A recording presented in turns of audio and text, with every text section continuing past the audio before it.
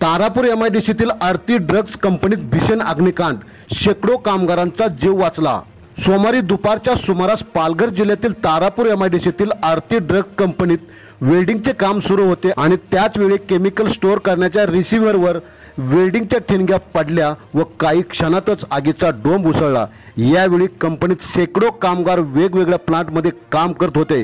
क्षणातच पळापळ झाल्याने शेकडो कामगारांचा जीव वाचला। अग्निशमन दलाचे जवान त्वरित घटनास्थळी पोहोचले व आग आटोक्यात आणली। यावेळी पालघर नगर परिषद आणि बोईसर एमआयडीसीतील 2 अग्निबंब आणले होते। अग्निशमन दलाच्या जवानांनी त्वरित आग आटोक्यात आणली, मात्र आगीमुळे धुराचे लोट सर्वत्र पसरले होते व आजूबाजूच्या परिसरातील हवेत केमिकलचा उग्र वास मिसळला होता।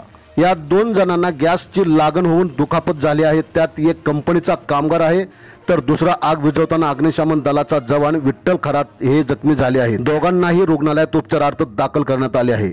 विशेष म्हणजे 2013 या साली आरती ड्रग्ज कंपनी स्फोट होऊन 7 कामगारांचा जीव गेला होता व अनेक कामगार जखमी झाले होते। या आगीत कंपनीचे नुकसान झाले आहे तर या घटनेची चौकशीचे आदेश देण्यात आले आहेत। घटनास्थळी पोलीस पोहोचले होते। पोलिसांनी या घटनेची नोंद घेतली असून पुढील तपास करीत आहेत।